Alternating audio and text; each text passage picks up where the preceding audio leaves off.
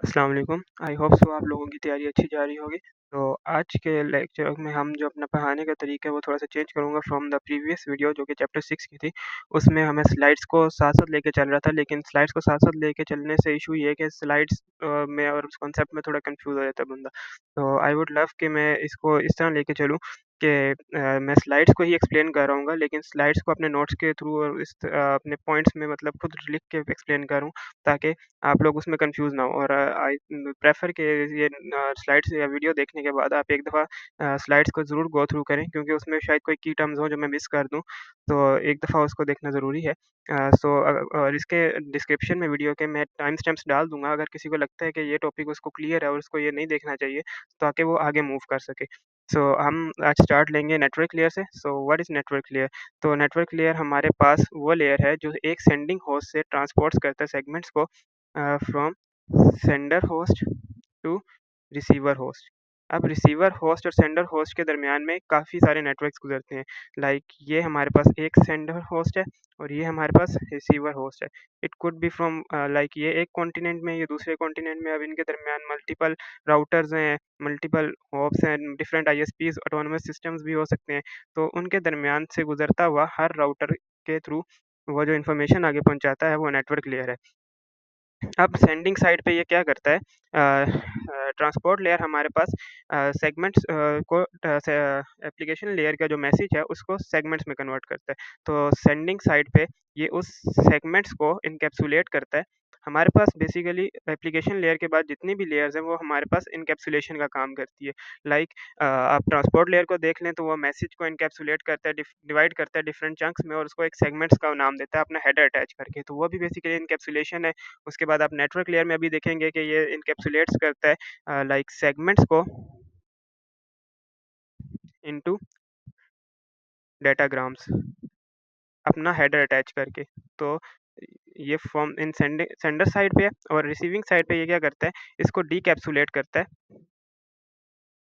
जब final receiver पे पहुँच जाता है, तो ये उसको डीकैप्सुलेट करता है वापस सेगमेंट्स में, अपना हेडर रिमूव करके, और फिर ये ट्रांसपोर्ट लेयर को कहता है कि ये एप्लीकेशन लेयर तक मैसेज पहुँचा दो। This is how transport layer works, network layer works. Okay, तो इसके बाद जो हमारे पास पॉइंट है, वो ये है कि नेटवर्क लेयर कहाँ पे एग्ज़िस्ट करता है। लाइक ये सिर्फ़ होस्ट्स में एग्ज़िस्ट करता है या राउटर्स में भी एग्ज़िस्ट करता है। नेटवर्क लेयर इज़ लाइक कि ये हर राउटर पे और हर होस्ट में एग्ज़िस्ट करता है। उसकी रीज़न ये है कि इसने लाइक एप्लीकेशन लेयर और ट्रांसपोर्ट लेयर का काम ये है कि एप्लीकेशन लेयर का काम मैसेज यूज़र तक, जो यूज़र का जो मैसेज है वो दिखाना, और यूज़र जो मैसेज भेजेगा वो ट्रांसपोर्ट लेयर उसको सेगमेंट्स में, चंक्स में ब्रेक करता है।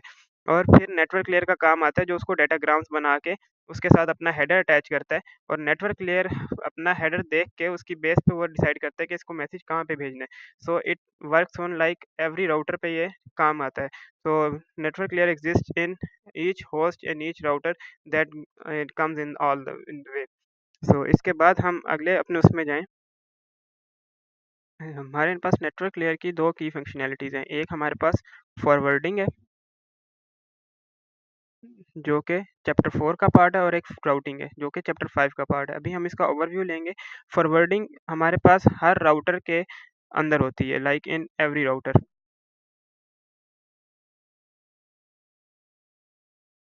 और राउटिंग जो है वो भी हमारे पास, जो ट्रेडिशनल राउटिंग थी वो भी लाइक इन एवरी राउटर होती थी।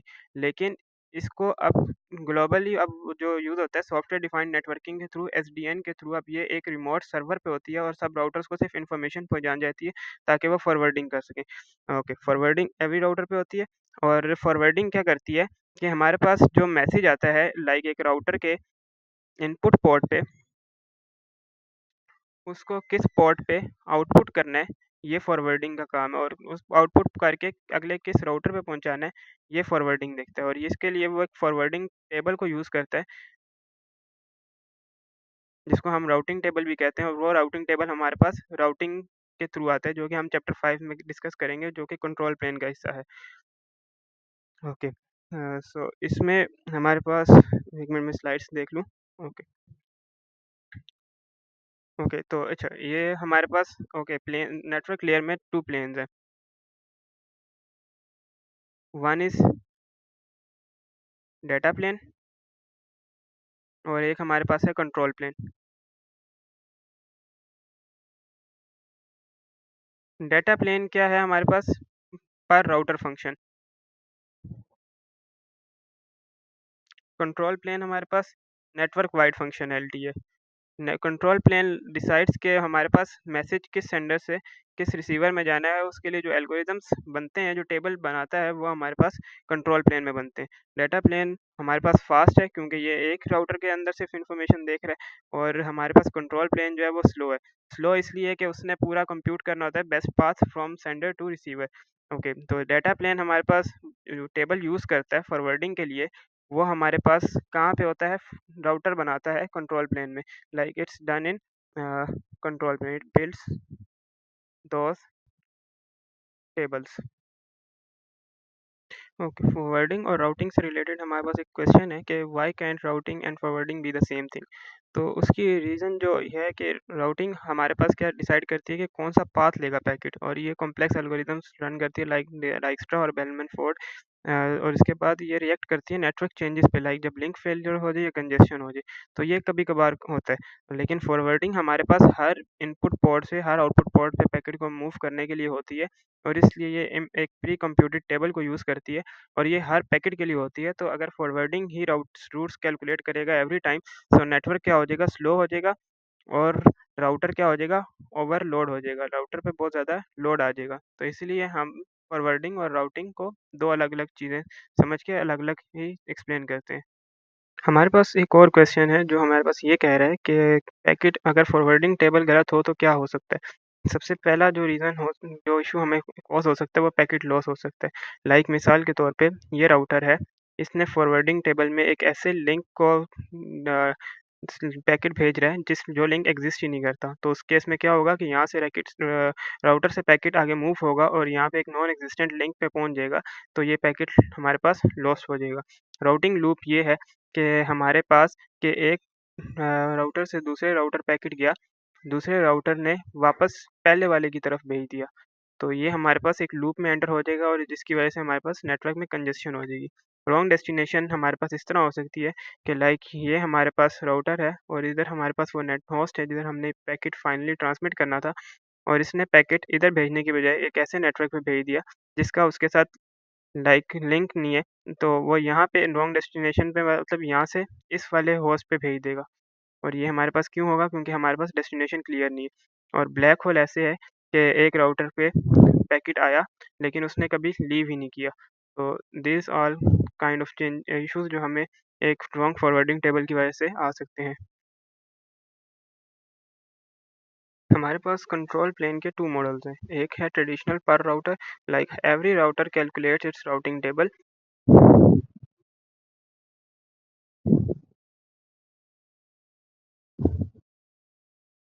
और दूसरा हमारे पास सॉफ्टवेयर डिफाइंड नेटवर्किंग है। सॉफ्टवेयर डिफाइंड नेटवर्किंग सेंट्रलाइज़ है, लाइक ये हमारे पास डिफरेंट राउटर्स होते हैं लेकिन ये लॉजिकली उसको एक राउटिंग टेबल डिफाइन करते हैं, ना कि हार्डवेयर की बेस पे। हार्डवेयर का इसमें कनेक्शन नहीं है, इसीलिए हम इसको सॉफ्टवेयर डिफाइंड नेटवर्किंग कहते हैं। और ये हमारे पास कंट्रोल प्लेन में होता है, और डेटा प्लेन में जो हमारे पास राउटर्स होते हैं उनको ये इन्फॉर्मेशन लॉजिकली मतलब प्रोग्राम के थ्रू प्रोवाइड करते हैं, और ये हमारे पास तो इसके रिलेटेड क्वेश्चंस भी हैं कि why is SDN called logically centralised? SDN इसलिए हमारे पास लॉजिकल सेंट्रलाइज़ कहलाता है क्योंकि ओके क्योंकि ये डिसीजन मेकिंग सेंट्रलाइज़्ड तरीके से करता है और ये हार्डवेयर पे बेस नहीं करता। Decision making is centralised but not dependent on hardware, क्योंकि हार्डवेयर इसमें इन्वॉल्व नहीं हो रहा हमारे पास। हम सॉफ्टवेयर की बेस पे उसको राउटिंग टेबल डिफाइन कर रहे हैं, लाइक डाइक्स्ट्रा या बेलमैन फोर्ड इक्वेशन के थ्रू इसको सॉल्व करते हैं, तो ये हमारे पास लॉजिकली सेंट्रलाइज़ है, और ये हमारे पास हर राउटर किसको फॉलो करता है। और एक और क्वेश्चन इसके रिलेटेड जो है वो ये है कि इस एसडीएन फिजिकली वन राउटर और मैनी? तो एसडीएन फिजिकली वन राउटर नहीं है, लेकिन ये ऑल द राउटर्स और जो इसको मिला के जिसमें ये प्रोग्राम होते हैं, जो हमारे पास कंट्रोल प्लेन में एक सर्वर्स में जो होता है, तो ये एक राउटर नहीं है, ये मल्टीपल राउटर्स हैं, बट वो सेम उसको लॉजिक को फ़ॉलो करते हैं जो हम इसमें इम्प्लीमेंट करनी होती है। इट्स लाइक इसकी एनालॉजी हम इस तरह ले सकते हैं कि मल्टीपल टीचर्स हैं,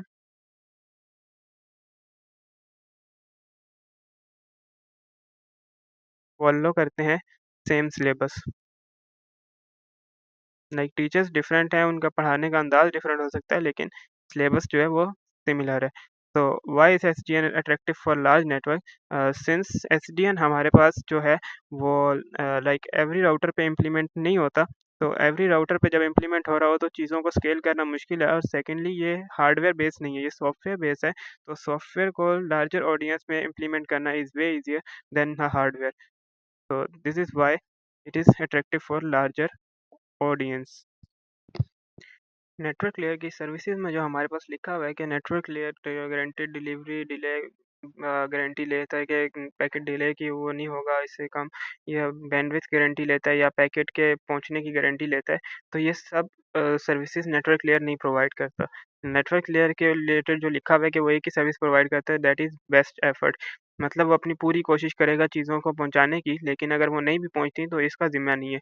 तो बेसिकली ये क्यों है? अगर ऐसा हो हर पैकेट के रिलेटेड नेटवर्क लेयर चेक रखना शुरू कर दे तो नेटवर्क स्केलेबल नहीं रहेगा। एवरी पैकेट को वो चेक कर रहा है कि पैकेट पहुँच रहा है, नहीं पहुँच रहा। तो इस तरह के इश्यूज़ के बचने के लिए तो ये सर्विसेज़ जो सारी हम देखते हैं, ये हमारे पास ट्रांसपोर्ट लेयर प्रोवाइड करता है कि पैकेट हमारे पास पहुँचे है क्या नहीं पहुँचा। उसके एक्नॉलेजमेंट और सेगमेंट नंबर और इसके थ्रू वो जज करता है कि पैकेट पहुँचा है कि नहीं पहुँचा। नेटवर्क लेयर का काम जस्ट सेंडिंग होस्ट से रिसीविंग होस्ट तक पैकेट का पहुंचाना है, और इसके दरमियान जितने राउटर्स आ रहे हैं उस राउटर्स में शॉर्टेस्ट पाथ चूज़ करके किस तरह पैकेट पहुंचाना है, ये हमारे पास नेटवर्क लेयर देखता है। इसके बाद जो हमारे पास टॉपिक है वो हमारे पास आता है what's inside a router. Topic 4 point, what's inside a router.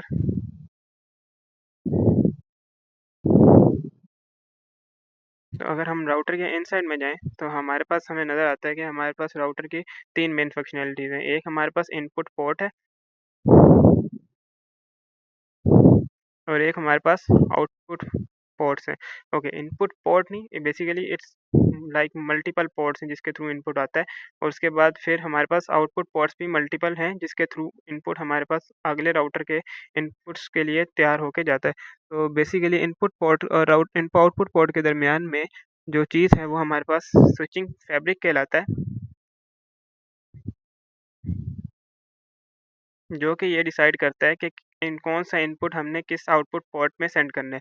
तो इसके आगे हम चलें, तो इसके आगे और ये हमारे पास आउटपुट है, सॉरी। ओके, सो इनपुट पोर्ट पे हमारे पास क्या होता है कि इनपुट पोर्ट पे जो हमारे पास मैसेज आता है, हम उसको लाइक आगे फॉरवर्ड करते हैं, किस बेस पे हमने फॉरवर्डिंग करनी होती है। इनपुट लेयर के फंक्शन ये हैं कि बिट्स को ये रिसीव करता है। उसके बाद डाटा लिंक लेयर, इसके अंदर डाटा लिंक लेयर इस पर राउटर ना, हर राउटर पे डाटा लिंक लेयर का फंक्शन परफॉर्म होता है, लाइक हर डाटाग्राम पे। सो डाटाग्राम जब इधर आता है तो ये क्या करता है, ईथरनेट फ्रेम उसको फ्रेम में कन्वर्ट करता है, और उसको लुकअप फॉरवर्डिंग टेबल के देखने के लिए आगे भेज देता है। स्विचिंग फैब्रिक से पहले वो लुकअप टेबल पे देखता है कि उसने किधर इसको फॉरवर्ड करना है। सो इनपुट पोर्ट गेट्स डेटाग्राम्स, और लिंक लेयर उसका उसमें converts into frames for transmission, और इसके बाद lookup forwarding table.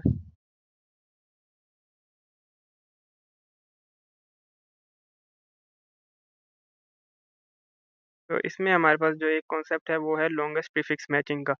So router longest prefix matching क्यों करता है, बजाय इसके कि वो एग्जैक्ट आईपी एड्रेस को क्यों नहीं चेक करता? क्योंकि हमारे पास लाइक IPv4 में टोटल 4 IPv4 में हमारे पास टोटल 4 बिलियन आईपी एड्रेसेस आ सकते हैं। सो हर एक का इन्फॉर्मेशन राउटर के लिए रखना इम्पॉसिबल है।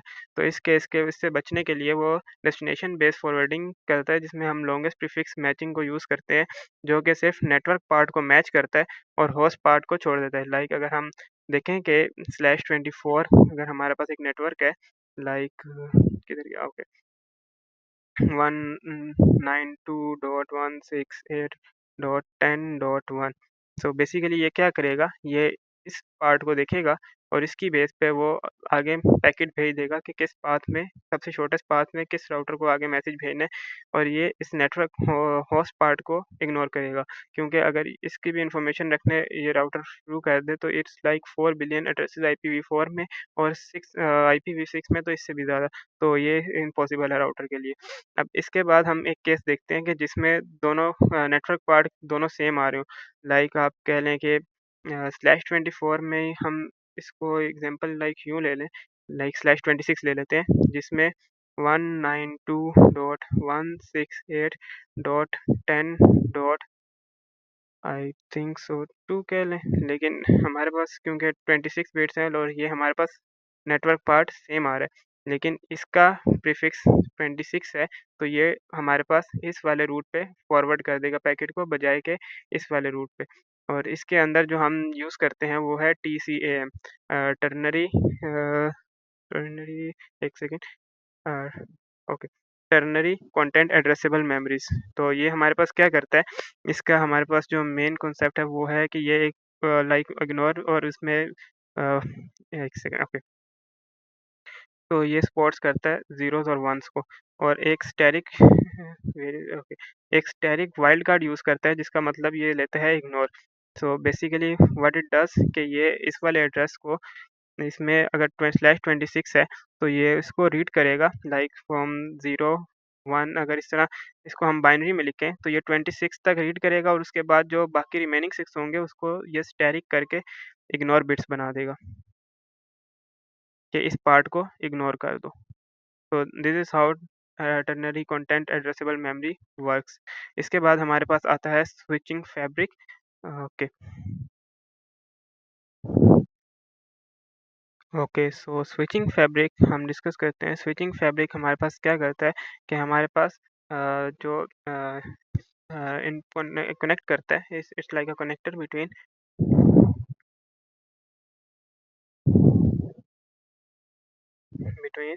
Input and output ports. तो ये उन दोनों को आपस में कनेक्ट करता है और इसका जो इसको इसमें एक और कॉन्सेप्ट है स्विचिंग रेट। तो स्विचिंग रेट क्या होता है, वो रेट जिसके ऊपर इनपुट पोर्ट से आउटपुट पोर्ट में पैकेट्स ट्रांसफ़र हो रहे हैं। Switching rate the rate at which packets transfer from input to output port. Okay तो इसमें हमारे पास स्विचिंग फैब्रिक की 3 टाइप्स बताई गई हैं। लाइक स्विचिंग किस बेस पे होती है, तो हमारे पास जो फर्स्ट है वो है via memory base. Memory base में ये होता था कि हमारे पास जो राउटिंग टेबल की इंफॉर्मेशन है वो हमारे पास मेमोरी में होती थी और इधर से जो इनपुट्स पे डाटा आ रहा है स्विचिंग फैब्रिक मेमोरी में उस बेस पे इसको किस पोर्ट पे आउटपुट करना है और उसको वो मेमोरी के थ्रू करता था। इसकी इश्यूज़ क्या थे कि इसमें सीपीयू इन्वॉल्व हो रहा था और ये स्लो था और ये हमारे पास यूज़ होता था ओल्ड राउटर्स में। आजकल के दौर में ये हमारे पास यूज़ नहीं होता। फिर एक दूसरी टाइप थी इसकी जो कि हमारे पास थी बस बेस्ड, लाइक बस की बेस पे होता था, लेकिन इसमें इश्यू ये था कि एक शेयर लाइक ये हमारे पास इनपुट है, ये बस है और ये हमारे पास आउटपुट है। तो बस हमारे पास क्या था, एक शेयर्ड मीडियम था। तो it could can not one packet at a time इसमें ट्रांसफ़र हो सकता है, डिफरेंट पैकेट्स हम इसमें एट अ टाइम ट्रांसमिट नहीं कर सकते। तो उसकी वजह से क्या इश्यू था कि one packet at a time तो इट्स स्लो। और इसके बाद हमारे पास जो अब थर्ड टाइप है जो हमारे पास अभी भी यूज़ होती है वो है क्रॉस बार या इंटरकनेक्टेड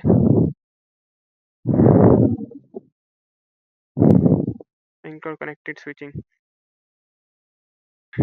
ओके इंटरकनेक्टेड स्विचिंग क्या कहती है कि मल्टीपल इनपुट पोर्ट्स हैं और हमारे पास मल्टीपल आउटपुट पोर्ट्स हैं जिनके थ्रू डाटा हमारे पास फ्रॉम वन प्लेस टू अगर हम मूव कर सकते हैं, और ये हमारे पास लाइक आज के मॉडर्न राउटर्स में राउटर्स यूज़ दिस। अब इसके बाद हमारे पास जो कॉन्सेप्ट है वो क्यूइंग का कॉन्सेप्ट है। लाइक हमारे पास क्यूइंग दोनों साइडों पे हो सकती है, लाइक इनपुट साइड पे भी। एक second, just give me a second. Okay,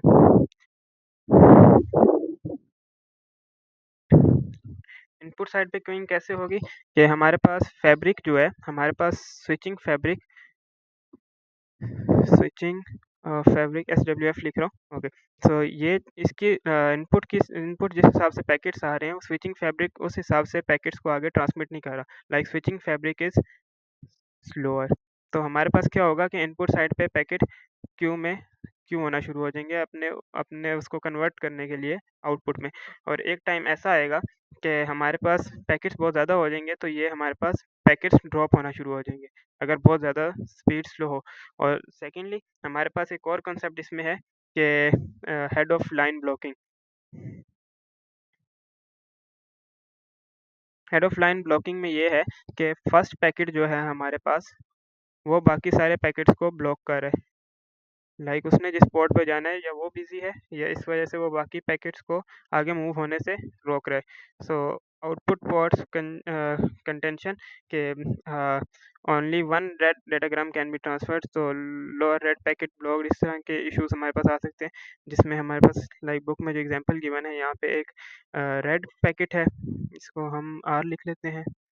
इधर हमारे पास एक ब्लू, और इधर हमारे पास एक ग्रीन पैकेट है, और वापस रेड पैकेट है।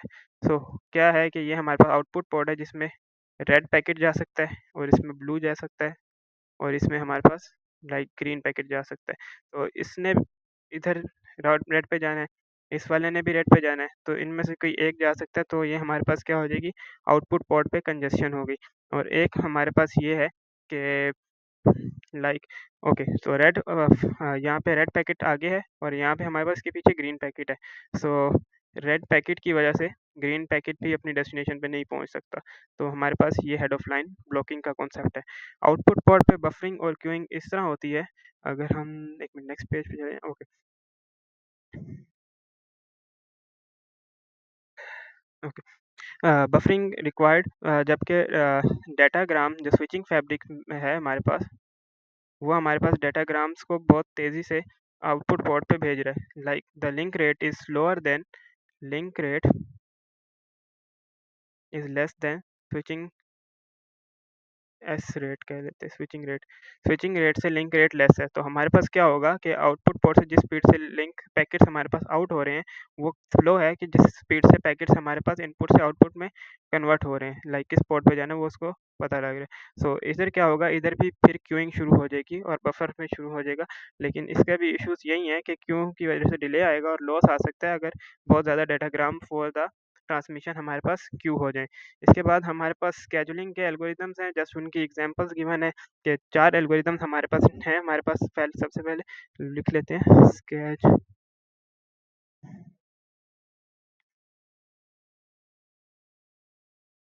Scheduling algorithm. हमारे पास सबसे पहले जो है वो है first in first out. Like जिस उसमें पैकेट आ रहा है, तो उसमें उसी ऑर्डर में उस पैकेट को आगे ट्रांसमिट कर दें। इसकी एग्जांपल अगर हम दें तो okay, where is my okay, ये ओके, ये हमारे पास लाइक हमारे पास जो वो है इनपुट पोर्ट है। अब हमारे पास यहाँ पे एक ग्रीन पैकेट है, यहाँ पे एक रेड पैकेट है, यहाँ पे एक ब्लू पैकेट है, और अब ये उसी ऑर्डर में जाएंगे जिस ऑर्डर में ये आए हैं। तो ये first in first order out का प्रिंसिपल है। तो इसकी क्या कहते हैं, इसके अंदर जो इसकी लिखी हुई है कि ये किस बेस पे पैकेट्स को ड्रॉप करेगा। तो इसका हु टू डिस्कार्ड ये रैंडमली भी हो सकता है, ये फर्स्ट वाले को लॉस करना है, लास्ट वाले को करना है। तो it could be implemented in like जिस वे में वो इम्प्लीमेंट करना चाहे। नेक्स्ट सेकंड हमारे पास जो होता है वो होता है राउंड रॉब प्रायोरिटी स्केजुलिंग।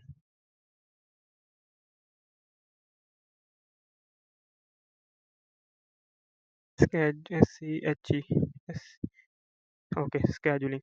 तो प्रायोरिटी स्केड्यूलिंग में क्या होता है कि हमारे पास ये रेड के ब्लू के पैकेट आ रहे हैं, ये ग्रीन के पैकेट आ रहे हैं, ये रेड के पैकेट आ रहे हैं और यहाँ पे हमारे पास एक स्केड्यूलिंग का वो प्रिंसिपल लगा हुआ है जिसने डिसाइड करना है कि उसने किस पैकेट को आगे भेजना है।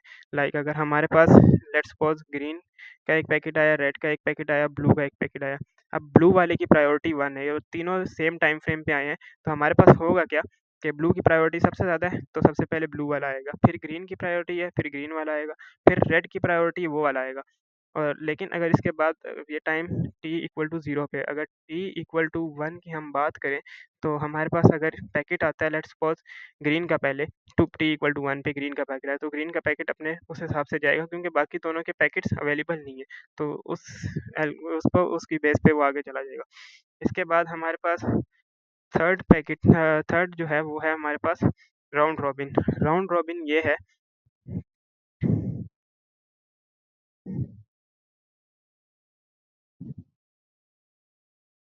ओके, सो जो पैकेट आ रहा है वो हर एक को बारी मिलेगी, राइट? रेड का, ग्रीन का, ब्लू का है, तो अगर ग्रीन का चला गया तो उसके बाद फिर रेड का जाएगा, फिर ब्लू का जाएगा। ये नहीं है कि प्रायोरिटी में अगर ग्रीन 2 हैं तो 2 ग्रीन पहले जाएंगे, फिर रेड और फिर ब्लू की बारी आएगी। अगर ग्रीन पहले 2 आए हैं तो वो पहले पूरा पैकेट चला जाएगा। उसके बाद फिर प्रायोरिटी को नहीं ये देख रहा उसके, लाइक ये हमारे पास अगर हम ड्रॉ कर ले इसको पूरा, ओके। तो सबसे पहले किसका गया? ग्रीन का एक पैकेट चला गया। हालांकि ग्रीन की प्रायोरिटी अगर हम कहें कि सबसे ज़्यादा है तो फिर ग्रीन का दूसरा पैकेट भी पहले जाता अगर प्रायोरिटी क्यू हम यूज़ कर रहे हो, प्रायोरिटी यूज़ कर रहे होते। लेकिन हम राउंड रॉबिन यूज़ करें तो इसके बाद एक पैकेट रेड का जाएगा, फिर एक पैकेट ब्लू का जाएगा, फिर दोबारा घूम के ग्रीन का पैकेट जाएगा। तो this is how it is different from priority. इसके बाद हमारे पास जो लास्ट है वो हमारे पास है वेटेड फेयर क्यूइंग। सो ये राउंड रॉबिन की ही एक टाइप है जिसमें हम हर एक को एक वेट दे देते हैं। लाइक लेट्स सपोज कि ये हमारे पास ग्रीन का पैकेट है, इसको 100 में डिवाइड करके ये हमारे पास ब्लू का पैकेट है और ये हमारे पास ग्रीन का पैकेट है। तो हम हर एक को एक एवरेज दे देते हैं। लाइक लेट्स सपोज कि ग्रीन का पैकेट जो है वो हम पहली हर बार टर्न में 50% भेजेंगे और फिर ब्लू के जो पैकेट्स हैं वो हम 40 भेजेंगे और ग्रीन के हम 10% पैकेट भेजेंगे। तो इसमें क्या होगा, ये टोटल मिला के जो पैकेट्स जाएंगे ये तीनों का कॉम्बिनेशन बन के जाएगा।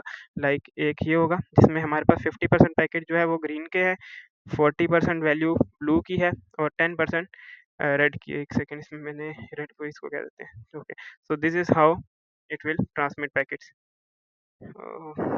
ओके, सो अब हमारे पास अगला टॉपिक जो है वो है IPv4 एड्रेसिंग। ओके, सो हम लास्ट टाइम वीडियो पूरी रिकॉर्ड कर ली और ये वीडियो रहा ही नहीं, तो इसको हम दोबारा स्टार्ट करते हैं। IPv4 एड्रेसेस से इसके जो लिखा है ये सारा रिमूव कर ले तुम, एक सेकेंड।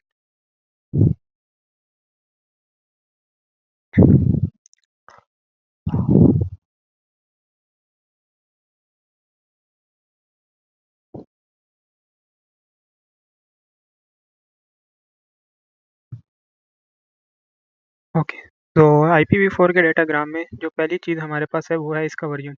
वर्जन ओके, सो वर्जन पे हम आते हैं।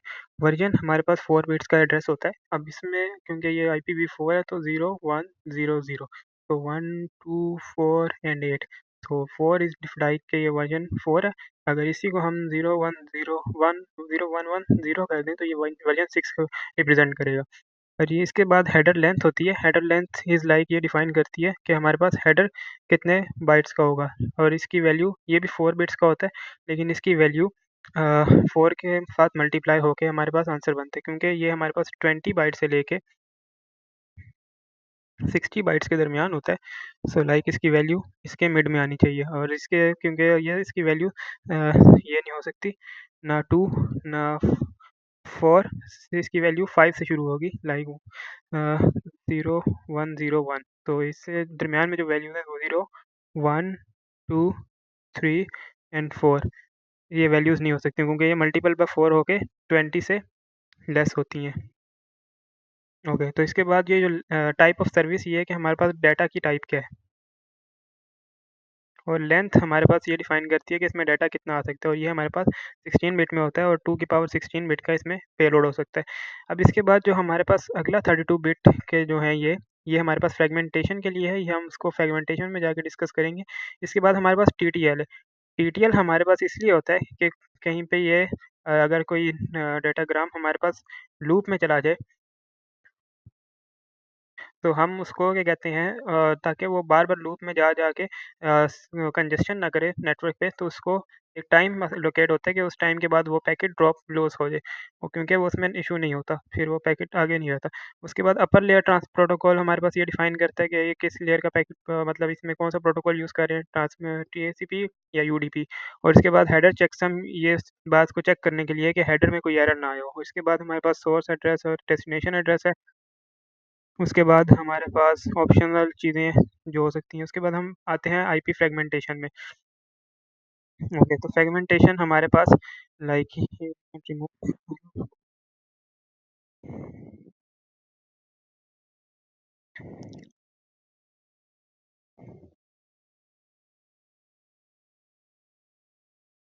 ओके,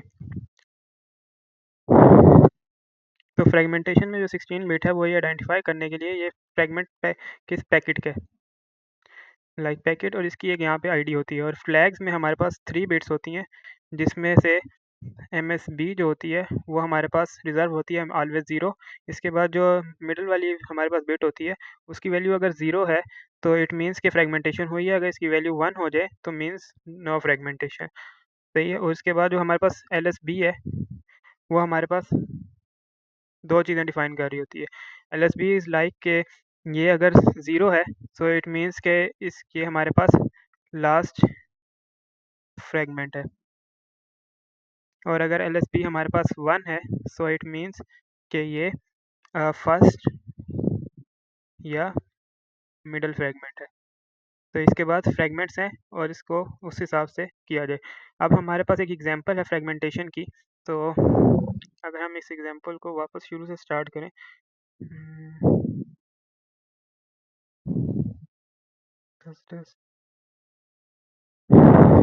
ओके,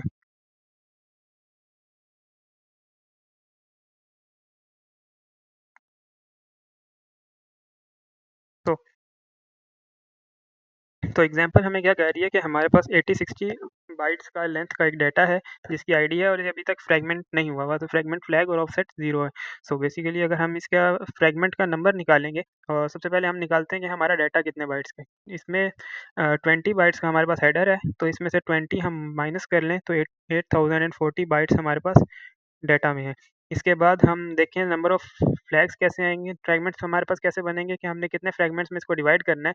तो लाइक इसका डाटा नंबर 8040 और divide by amount of data जो कि नेटवर्क ट्रांसफ़र कर सकता है, उसको करके उसका सील ले लेंगे। तो ये हमारे पास 5.4 बनेगा और इसका जब हम सील लेंगे, तो ये हमारे पास अराउंड 6 वैल्यू आएगी, जो कि सॉल्व हुआ हुआ है। तो इसको मैं दोबारा से रिमूव कर दूँ। ये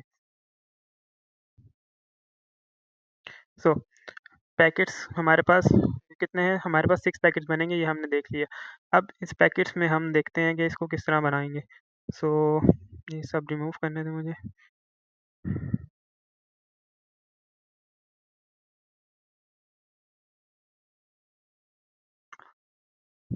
ओके,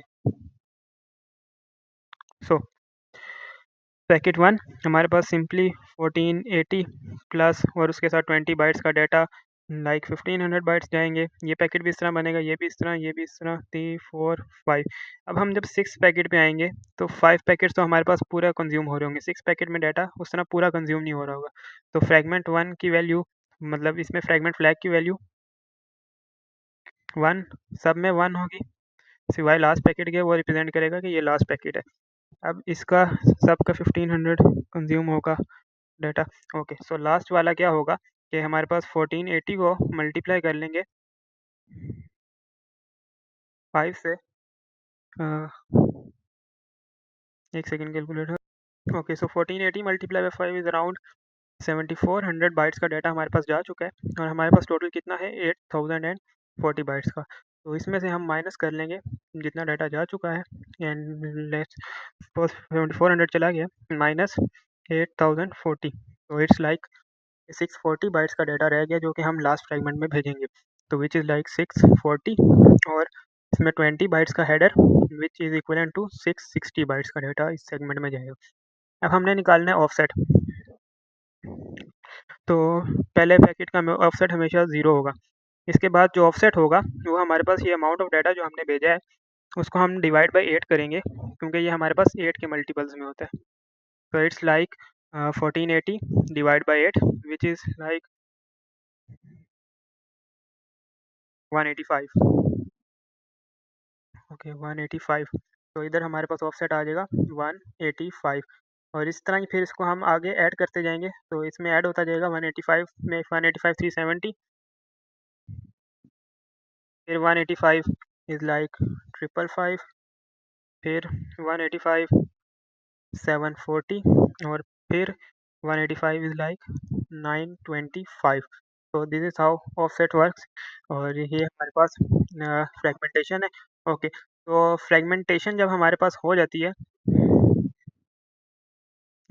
एक सेकेंड, फ्रेगमेंटेशन जब हमारे पास हो जाती है, तो हमारे पास जब एक राउटर पे फ्रेगमेंटेशन हो गई और वो दूसरे राउटर तक पहुंच गया, तो हमारे पास पैकेट्स रीअसेंबल नहीं होते राउटर पे। पैकेट्स रीअसेंबल होते हैं जाके डेस्टिनेशन पे। उसकी रीज़न ये है कि अगर हम हर राउटर पे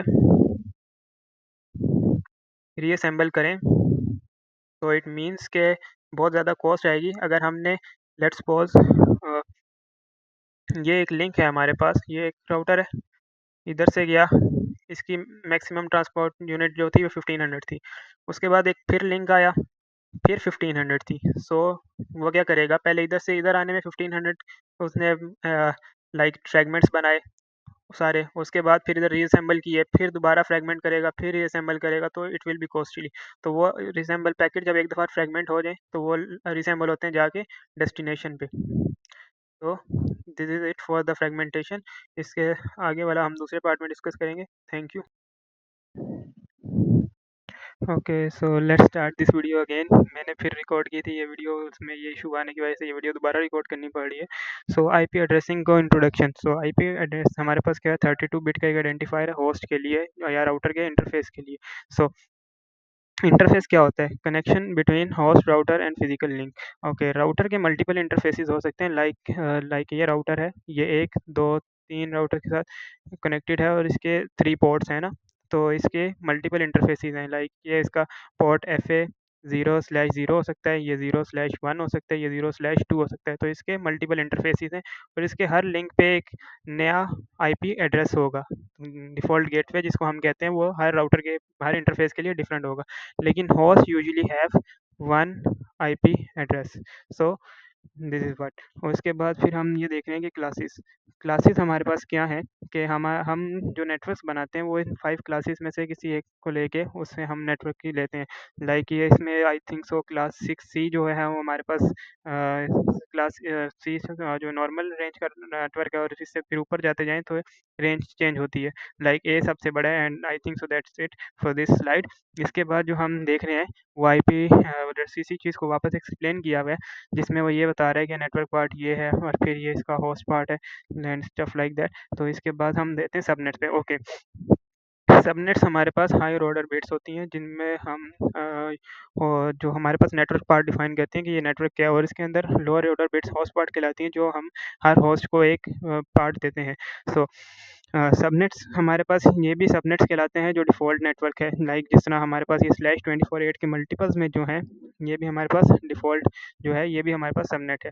अब सबनेट्स के अंदर जो क्या कहते हैं, हम सबनेटिंग जो हमने लैब में की थी वो सबनेटिंग है, लेकिन वो क्लासलेस इंटर डोमेन राउटिंग है।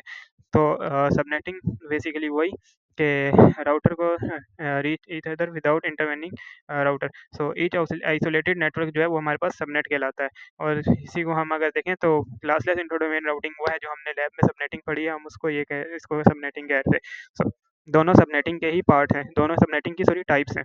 सो इसके बाद आए तो how to get one subnet. So ISPs को क्या कहते हैं, हर आईएसपी को ये असाइन होते हैं और आईएसपी उस बेस पे आगे असाइन करता है। सो ऑर्गेनाइजेशन 0, अब हमने इसमें क्या किया है, जो हमारे पास डिफ़ॉल्ट सबनेट था वो ये था, एक आईएसपी को जो ब्लॉक असाइन हुआ था वो ये था, और इसने इसके अंदर फिर 3 बिट्स बोरो लेके अपने सबनेट्स बनाए। 3 इज इक्वल टू 2 की पावर 3 इक्वल टू 8 सबनेट्स इसके अंदर क्रिएट हुए। सो इसके बाद हायरार्किकल एड्रेसिंग रूट एग्रीगेशन।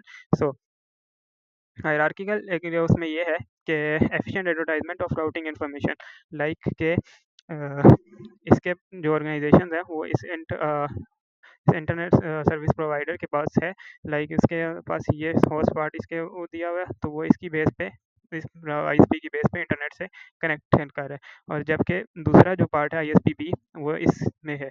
लेकिन अगर इस ऑर्गेनाइजेशन का एक पार्ट आईएसपी बी में आ जाए तो उसमें क्या होगा कि हमारे पास लाइक आईएसपी ए की ऑर्गेनाइजेशन ये, और उसके बाद उसमें से 3 बिट्स बोरो लिए हुए हैं, तो with address beginning with this और दिस, वो उसी का पार्ट बन गया कि आईएसपी में इन दोनों में से कोई एक हमारे पास नेटवर्क क्रिएट हो सकता है।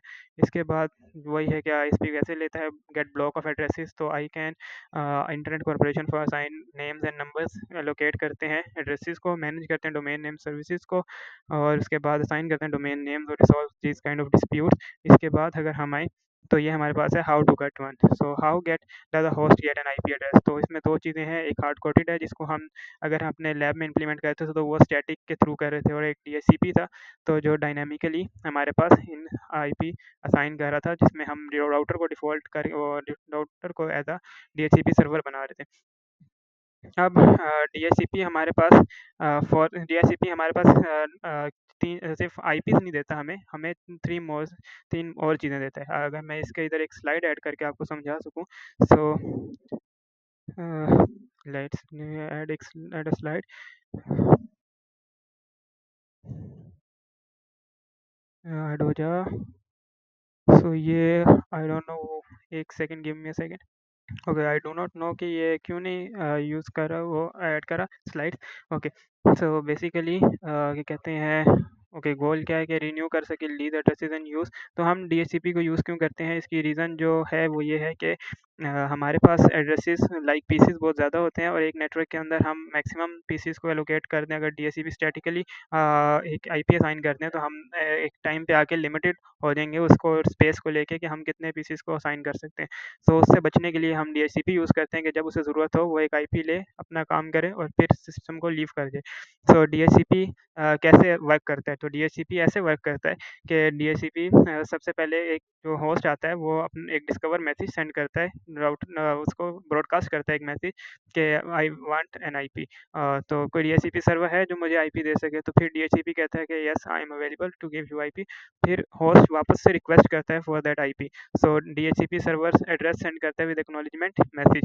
सो अगर हम इसका देखें तो ये फ्लो लिखा होगा यहाँ पे ये। सो दिस इज हाउ के एक क्लाइंट इसमें के ओके, सो जो क्लाइंट आया उसने डिस्कवर की रिक्वेस्ट भेजी, और इस रिक्वेस्ट के नतीजे में इसको डीएचसीपी ने ऑफर भेजा कि yes I am available to give you IP. So उसके बाद डीएचसीपी को क्लाइंट ने रिक्वेस्ट की and response give the IP. So this is how this thing work. Okay, so ये इंग्लिश में भी वही चीज़ लिखी हुई है। इसके बाद अच्छा, DHCP is more than IP. So why this line, कि हम जब अपनी लैब में डीएचसीपी को लाइक जब पीसी को एज अ डीएचसीपी के आईपी असाइन करते थे तो वो हमारे पास सिर्फ आईपी एड्रेस रिटर्न नहीं करता था, वो आईपी एड्रेस के साथ साथ उसका सबनेट रिटर्न करता था। फिर उसके साथ उसका क्या कहते हैं default gateway, first hop router का जो एड्रेस है वो देता था, सॉरी गेट वे। और हमारे पास जो लास्ट चीज़ वो रिटर्न करता था वो हमारे पास होती थी लाइक डीएनएस सर्वर का आईपी। सो ये हमारे पास डीएचसीपी ये 4 चीज़ें हमें रिटर्न करता है मोर देन दैट वो जो है आईपी। इसके बाद वही सब बातें हैं डीएचसीपी की। अब हम आते हैं नेट में। नेट हमने लैब में डिटेल में डिस्कस किया हुआ है, तो नेट की बेसिकली सिर्फ उसमें आऊँगा इम्प्लीमेंटेशन में कि कैसे हम ये एक एग्जांपल जो दी हुई है नेट की इसको सॉल्व करना चाहूँगा। सो बेसिकली हमारे पास प्रॉब्लम में क्या कहा हुआ है, जो 10.0.1.18 से जो हमारे पास आ रहा है उसको डेस्टिन कर लो 128 पे मैसेज भेजना। सो 10.0.0.1.18 और इसके साथ उसकी पोर्ट और डेस्टिनेशन हमारे पास क्या है 128 समथिंग लाइक दिस। ये जब आया हमारे पास राउटर पे, सो राउटर के लैन साइड का एड्रेस क्या हो गया 10.0.1.18 सही है, जो इंटरनल नेटवर्क है उसके अंदर इसका एड्रेस। इसके बाद वैन साइड का एड्रेस हमारे पास क्या हो जाएगा, 135.122.198 एंड दिस थिंग। इसके बाद जब वो मैसेज यहाँ पे पहुँचा तो इसमें सोर्स क्या हो गया अब इसका 135.122 और डेस्टिनेशन तो रिमेन सेम। तो जब इधर से वह सर्वर को जब वो मैसेज रिसीव हो गया तो server again sends the message with source like 128 something and destination अब क्या होगा हमारे पास 135 इंस्टेड ऑफ जो कि इसका नेट का है। अब इसके बाद अगर हम डिस्कस करें इसको तो वापस इधर आया तो इधर से मैसेज जब इधर वापस पहुंचा तो 135 पे डेस्टिन हो गया और इसके बाद वो वापस से डेस्टिनेशन को चेंज करके लाइक 10.0.1.18 कर देगा और सोर्स हमारे पास 128 डॉट समथिंग लाइक दैट वो होगा। सो this is how this works. अब हम इसके एग्जांपल लाइक उसी तरह जैसा मैंने बताया था कि ये सॉल्व हुई है। सो this is the solution. Thank you. इसके बाद हम देखते हैं आईपी वर्जन 6। आईपी वर्जन 6 के डाटाग्राम में जो चेंजेस आई थी वो ये है कि हमारे पास इसमें चेकसम हेडर चेकसम जो था वो रिमूव हो गया। इसके बाद सेकेंडली हमारे पास जो आपके पास क्या था, फ्रेगमेंटेशन को यहाँ पे ख़त्म कर दिया गया क्योंकि फ्रेगमेंटेशन काफ़ी ज़्यादा कॉस्टली थी और वो बहुत ज़्यादा टाइम और लाइक बहुत ज़्यादा टाइम कंज्यूमिंग था कि पहले फ्रेगमेंट्स बनाओ फिर उसको लाइक ये राउटर के स्लो करने के लिए था, तो इसलिए फ्रेगमेंटेशन को रिमूव कर दिया। IPv4 में जो प्रॉब्लम्स थी उनको इसमें रिजॉल्व किया गया। ये देखें चेकसम रिमूव कर दिया गया। इसका 128 बिट्स का कर दिया जो कि हेक्साडेसिमल में लिखा जाता है address. This is how okay. इसमें ये है कि ट्रांज़िशन में क्या है कि सारे राउटर्स हम एकदम अपग्रेड नहीं कर सकते IPv6 में क्योंकि ये हार्डवेयर है और हार्डवेयर काफ़ी कॉस्टली होता है। इसका सॉल्यूशन जो उन्होंने निकाला वो IPv6 को एज़ अ टनलिंग हम उस टनलिंग करके IPv4 के पैकेट में as a payload like data की फॉर्म में उसको आगे ट्रांसमिट करेंगे। सो ये कैसे होती है इसकी हम जाएँ तो ये लॉजिकल व्यू और फिज़िकल व्यू गिवन है। अगर हम जाएँ तो IPv6 का जो पैकेट है वो हमारे पास कुछ इस तरह होता है जिसके अंदर सबसे पहली फ़ील्ड हमारे पास फ्लो होती है जिसकी वैल्यू x कह लें आप। फिर हमारे पास सोर्स और डेस्टिनेशन। सोर्स हमारे पास अभी के लिए क्या है a और ये डेस्टिन किसके लिए है, f के लिए। सिमिलरली p पे भी like this things remain same. अब जब हमारे पास टनलिंग हुई दिस इज मैं एक ही पैकेट ड्रा करूंगा दोनों पे क्योंकि packets remain same on both. So अब सोर्स और डेस्टिनेशन हमारे पास क्या होगी। बेसिकली हमारे पास यहाँ जो ये है हम इसके थ्रू देखेंगे। हमारे पास इधर सोर्स क्या है b और हमारे पास आखिरी राउटर जहाँ से वापस ई IPv6 में ट्रांसमिट होगा वो क्या है ई। तो हमारे पास अब डेस्टिनेशन क्या हो जाएगी ई। This is it. और इसके बाद इसके अंदर वो पैकेट टनल हुआ हमारे पास वापस से IPv6 का पैकेट जिसका flow equal to x source a destination f। This is how ये फिर जब ई पे पैकेट पहुंचेगा तो ये वापस से अपनी ओरिजिनल फॉर्म में आ जाएगा। This is how tunnelling is done और and similarly here as well. Past paper में इसका एक क्वेश्चन भी था जिसमें सर ने यही पूछा हुआ था कि इधर टनलिंग में इधर लाइक सोर्स में और डेस्टिनेशन में क्या चीज़ आएगी। This is it for this slide. अब इसके बाद आगे चलते हैं। IPv6 लाइक गूगल ने अडॉप्ट कर लिया है long term ago this thing, ये एक्सप्लेनेशन है सर उसके बाद generalize forwarding and SDN। Generalize forwarding क्या है कि राउटर फ्लो टेबल कंटेन करता है that is computed and distributed by a logically centralized routing controller। अच्छा, flow table is the word different from the हम जो पहले वर्ड यूज़ कर रहे थे वो हमारे पास फॉरवर्डिंग था। Where is the mouse okay. Forwarding से हम फ्लो टेबल पे मूव हो गए हैं। फॉरवर्डिंग हमारे पास क्या था कि फॉरवर्डिंग ये था कि हर राउटर अपनी इन्फॉर्मेशन रखता है और वो सिर्फ राउटर के इनपुट पोर्ट से आउटपुट पोर्ट के किस पोर्ट पे आउटपुट करना है ये हमारे पास फॉरवर्डिंग था। लेकिन फ्लो हमारे पास क्या कर रहा है कि हमारे पास फ्लो सिर्फ ये इन्फॉर्मेशन नहीं रख रहा। फ्लो हमारे पास तीन चीज़ों की बेस पे करता है कि जो पैकेट आ रहा है उसकी हेडर वैल्यू सही है। इसमें 3 लेयर्स इन्वॉल्व हैं। तीनों लेयर्स की वैल्यूज इसमें कंटेन करता है लाइक लिंक लेयर, नेटवर्क और ट्रांसपोर्ट, इन तीनों लेयर्स के हेडर की फील्ड की वैल्यू पे अब फ्लो क्या चीज़ है। फ्लो में ये है कि या तो आप एक एक्शन लो, इसको फॉरवर्ड करो, ड्रॉप करो या मॉडिफाई करो। तो ये तीन फंक्शंस जो हैं जो फ्लो टेबल हमारे पास परफॉर्म करते हैं। बेसिकली ये डाटा को फ्लो करता है, और लाइक ये है कि आप इधर से आए हो, आप किस साइड पे जाना है तो उसको फ्लो दिखता है। ओके, सो देखो ये लिखा हुआ भी है कि flow table in are router computed and distributed by controller define router match plus action rules। so match plus action rules यही है कि आप इस चीज फील्ड्स की बेस पे मैच करो, लाइक ये देखिए rule plus action, okay status. So rules क्या है कि हमारे पास ये 3 लेयर्स हैं, लिंक लेयर, नेटवर्क लेयर और ट्रांसपोर्ट लेयर। इनकी पोर्ट्स की बेस पे लाइक इनकी वैल्यूज़ की बेस पे डिफाइन करो कि आपने किधर जाना है, कैसे जाना है और क्यों जाना है। सो हम इसके आगे एग्जांपल्स देखेंगे, और ये है कि इसमें एक्शन कौन कौन से परफॉर्म हो सकते हैं कि फॉरवर्ड कर दो पैकेट को, कैप्सुलेट कर दो और फिर फॉरवर्ड करो, लाइक नेट के केस में सही है, ड्रॉप पैकेट, इनकैप्सुलेट लाइक कि इसको फॉरवर्ड कर दो नेक्स्ट राउटर पे। इनकैप्सुलेशन से तो मुराद ये थी, ओके। सो फॉरवर्ड तो खाली फॉरवर्ड कर दो राउटर की आउटपुट पोर्ट पे, और ये नेक्स्ट पोर्ट पे, और ड्रॉप क्या है कि इसको लीव कर दो। और इसके बाद मॉडिफाई फील्ड्स में आई थिंक सो नेट की एग्जांपल इधर फिट बैठती है कि उसको मॉडिफाई कर दो, लाइक सोर्स को डेस्टिनेशन को मॉडिफाई कर दो। इसके बाद हम इसकी एग्जांपल्स पे आए तो सबसे पहले डेस्टिनेशन बेस्ड फॉरवर्डिंग है कि लाइक ये हमारे पास सिंपल वही ट्रेडिशनल राउटिंग वाला जो काम है, फॉरवर्डिंग वही है कि लॉन्गेस्ट प्रीफिक्स मैचिंग की बेस पे, लाइक जिसका ये आईपी है उसको आप इस पोर्ट पे सेंड कर दो।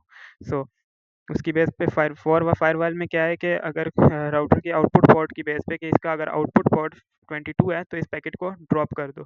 तो ये फायरवॉल के केस में एक्शन है। उसके बाद फिर हमारे पास जो तीसरा एक्शन है वो स्विच की बेस पे। तो स्विच बेसिकली हमारे पास क्या है कि मैक एड्रेस की बेस पे पैकेट्स को भेजता है आगे। तो मैक एड्रेस में लाइक जिसका ये मैक एड्रेस है उसका पैकेट पोर्ट 6 पे ट्रांसमिट कर दो। So this is it for the like ये उसकी वही एग्जांपल है कि राउटर को किस तरह देखना है।